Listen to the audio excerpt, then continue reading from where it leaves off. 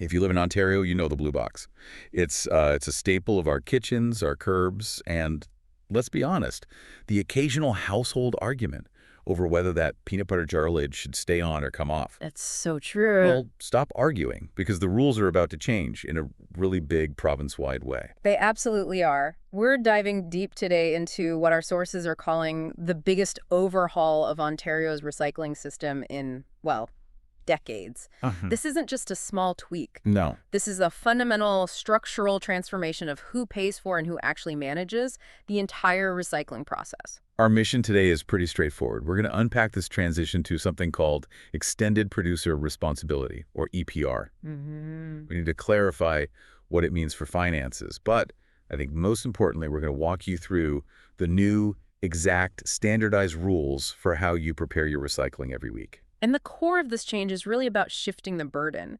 For years, the financial and operational weight of the blue box has been on municipalities, on local communities. Right, on our property taxes. Exactly. Under EPR, that responsibility and the cost, it moves entirely to the organizations that produce the packaging, the paper, and all those packaging-like products in the first place. And this isn't some far-off policy. Our notes show this transition has been happening for a little while and is hitting its final deadline very, very soon. That's right. Okay, so let's unpack that structural shift. Let's follow the money first. So the foundation for all this is the June 2021 Blue Box Regulation. And extended producer responsibility, it really just means making the companies that introduce products to the market responsible for managing them at the end of their life. It's an accountability shift. It's a fundamental change in accountability, yes. So if the municipalities are stepping back, who's actually in charge now? Who's coordinating this massive province-wide system? That management role falls to what are known as producer responsibility organizations, or PROs. The main one, the one responsible for building and managing this new common collection system, is an organization called Circular Materials. Okay, Circular Materials. They're the ones implementing the new standards and, making sure the system runs the same way from Windsor to Ottawa. That immediately makes me think about cost. Shifting financial responsibility can sometimes just mean the cost gets passed on to us, the consumer, through higher prices. Yeah. But the sources seem to imply this is a huge win for local government budgets. This is where it gets really interesting. The enhanced EPR system is actually projected to save communities across Ontario more than $200 million annually.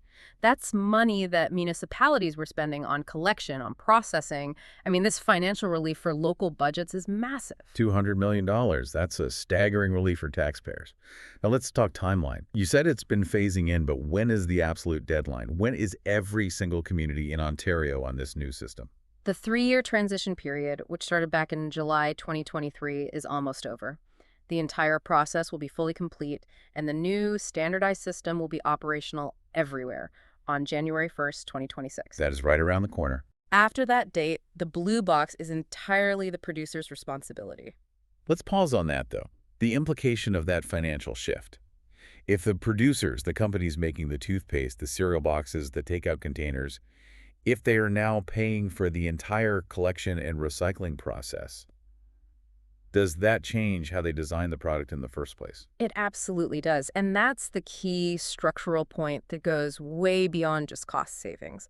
When a producer takes on the financial risk for the end-of-life management of their product, they suddenly have this powerful incentive to innovate.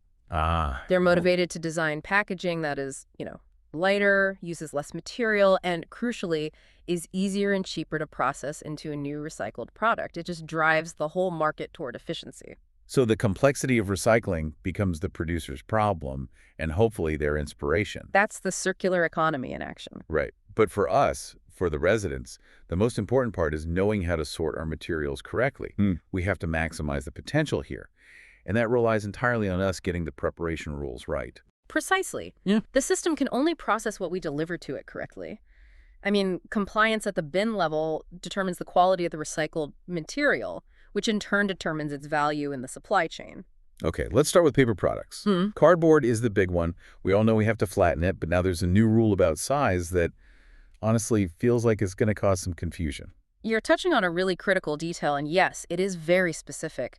Cardboard boxes must be flattened, and they can be no larger than 60 by 60 centimeters. Wait, 60 by 60 centimeters. So if I have a big moving box, I have to What, cut it down? You need to cut it down to meet that dimension, yes. Why that size? Is that based on the sorting machinery or something? It is. It's all about automation and maximizing throughput. The new system relies heavily on automated sorting equipment, and boxes larger than that can jam the lines or get misdirected. So they just end up as waste instead of being recycled. Exactly. Yeah. So that 60 by 60 rule is a standard designed for system efficiency. It's for the robots, basically. Okay, the rule is for the robots. I can remember that. What about smaller stuffed boxboard, like cereal boxes, egg cartons, paper towel rolls? Those also must be flattened and empty. Tissue boxes, same thing. For loose paper, we're talking about any color paper, notepads, flyers, magazines, greeting cards, all accepted. Okay. But a key preparation note here, you need to remove any rope handles from bags, separate paper from any plastic bags used to cover it, and take off elastic bands. Basically, paper just needs to be paper. And I see a specific exclusion here that I think trips a lot of people up because it feels like paper. Yeah. We should not include soft or hard-covered books or novels. That is correct. Books should be donated or disposed of some other way. They're explicitly excluded from the blue box. And here's the other really specific paper rule that often gets missed. Shredded paper. Oh, yeah. You can't just throw it in loose. To make sure it actually gets recycled and doesn't just contaminate everything else, it must be placed in a tied, clear plastic bag. That is incredibly specific. A clear plastic bag tied shut. That is a compliance hurdle a lot of people might miss. Okay, switching gears. Let's go to the material that causes the most confusion in my house. Plastics and glass. We have to talk about lids on versus lids off. This is a highly precise rule, and it really depends on the material's composition and how it gets processed later on. So where do we absolutely need to keep the lids on? Keep the lids on hard plastic containers, so like laundry detergent, shampoo, plastic beverage bottles. You also keep the lids on plastic tubs and packaging, think yogurt, peanut butter, most food tubs. Right. This also applies to tubes like toothpaste or hand cream, and even cartons for milk, juice, or soup. And if an aerosol container is the acceptable kind, the lid stays on that too. So the general rule for plastic seems to be if it's securely attached, just leave it on. But where do we need to remove the lids off of? Primarily, glass containers, jars, and bottles lids off. The other key category where lids come off is paper laminate containers. So like ice cream containers and those hot or cold beverage cups. These- That difference must be because of how glass and paper are recycled versus how rigid plastics are processed. The takeaway seems to be, if it's glass, the lid comes off. That's it. When glass is crushed for sorting, those small metal or plastic lids can contaminate the entire batch, which lowers its quality. It's just better to remove them and recycle them separately. Got it.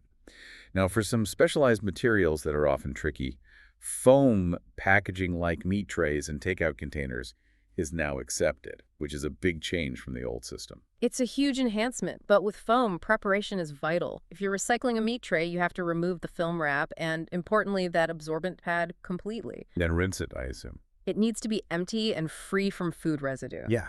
A good rule of thumb is if your recycling bin smells like last night's dinner, you've probably failed a preparation step. Good rule. Right. And for aluminum foil and pie plates, Yeah. we can't just toss them in flat, can we? Absolutely not. Little flat pieces just get lost in the machinery. You have to empty them and then thoroughly ball up the foil, pie plates, or baking trays so they form a solid, fist-sized ball. And that helps the sorting machines identify it as metal. It ensures they're properly identified and processed in the metal stream, yeah. Now, aerosols are listed, but I noticed something a bit strange in my notes. There's sort of asterisk next to them, something about a flammability symbol exception. That sounds like a recipe for confusion. It's a critical safety distinction. In general, aerosols with toxic, corrosive, or flammable symbols are not accepted because any residual material is a hazard. To the workers and the equipment. Exactly. However, the system makes some specific common sense exceptions. You can recycle things like cooking oil sprays, hairsprays, cosmetics, and products designed for use on your hair or skin, even if they have a caution symbol. Okay, that makes sense. They just have to be empty, of course, and have their lids on. That level of detail really shows how specific this new system is. Now, before we move on, there's one very consistent exclusion that crosses almost every container category I'm looking at. Yes. Cartons, hard plastic, metal, glass, they all have the same strict rule. And what's interesting here is that the reason is purely administrative. In almost every single container category, the sources explicitly state do not include alcoholic beverage containers. Right. And that's because those containers are already managed under Ontario's separate deposit return system. If you put them in the blue box, you're just diverting material from the correct stream. That's a perfect example of standardization. Just follow the rules of the system they belong to. Okay, now that we've covered the practical stuff, let's talk about the why. Why does the systemic shift to EPR matter so much beyond the $200 million in savings? This is the foundation of the circular economy here. The environmental goal is the entire engine driving this change. When we follow these detailed rules, our flattened cardboard, our balled-up aluminum, the materials are collected and sorted so they can be used again and again. And that reduces the need for new materials. It drastically reduces the need to mine new resources or produce virgin materials, which helps protect the environment and conserve our natural resources. It's that simple. And I think the scope of what's now accepted under this EPR system really underlines that ambition. We're talking about items that used to be a huge headache. Absolutely. The breadth of materials now included is massive. I think the most noticeable change for residents will be the inclusion of flexible plastic packaging in the common collection system. So what does that actually mean? What is flexible plastic packaging? We're talking about chip bags, snack wrappers, those noisy cereal liner bags, bubble wrap. Even coffee bags. Even coffee bags. All of that is now included, which previously was just garbage. This is a huge step forward. That completely changes how I view the contents of my garbage can. It does. And the reason they're included now is tied directly back to the EPR model. Because producers now own the cost, they have to find solutions for even the most difficult materials they put on the market. It seems like circular materials also understands that long-term success isn't just about infrastructure. It's about changing behavior. They do. The sources mention their commitment to youth education through partnerships with groups like Earth Rangers and Eco Schools Canada. It shows an understanding that the system's effectiveness really relies on having informed participants. Starting them early. Exactly. Okay, so to bring it all back home for everyone listening, let's just recap the key actionable takeaways for those of us standing over the blue box. The shift to extended producer responsibility is nearly complete. By January 1st, 2026, the whole system will be fully operational, saving communities a massive amount of money and standardizing the process across the province. And standardization means we all have to follow those specific preparation rules. So flatten your cardboard to that 60 by 60 centimeter size. Make sure all your shredded paper is safely in a tied, clear plastic bag. And religiously follow those specific lids on and lids off rules, especially taking lids off glass and those paper laminate containers. And remember that one crucial administrative rule: keep alcoholic beverage containers separate. Handle them through the deposit return program. This new system makes it easier to recycle more than ever, but our individual preparation is the final necessary step. This shift really does change how we perceive waste, both financially and practically. The standardization is powerful. Now, the final provocative thought for you to consider as you sort your next batch of recycling. How does the fact that producers are now financially responsible for materials like chip bags and bubble wrap change your perception of waste in your own home? And what does this broader producer responsibility imply for the future of product design and packaging innovation in Ontario? It forces innovation, something to mull over until our next deep dive.